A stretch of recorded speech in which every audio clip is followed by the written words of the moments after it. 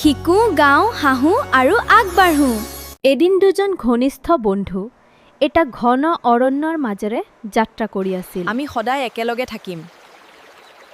হয়, যিকোনো বিপদ আহিলেও আমি ইজনে সিজনক সহায় কৰিম। হঠাতে তেওঁলোকে দেখিলে ভালুক!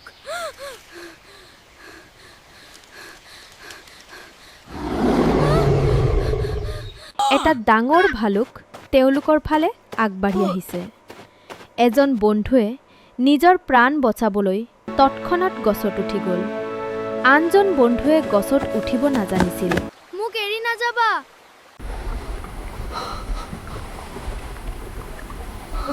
সেয়ে তেওঁ মৃত মানুহৰ দৰে মাটিত শুই থাকিল। ভালুকটো ওচৰলৈ আহি মানুহজনক সুমিলে।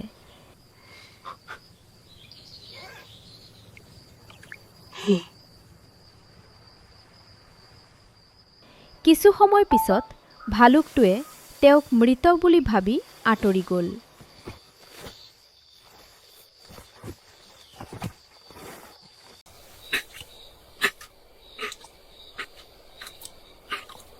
বিপদ পাৰ হোৱাৰ পিছত গছত থকা বন্ধুটো নামি আহিল।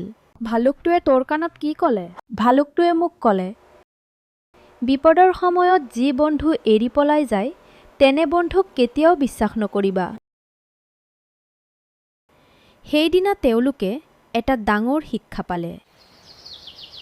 সঁচা বন্ধু সেইজন যি বিপদৰ সময়তো আপোনাৰ কাষত থিয় হয়।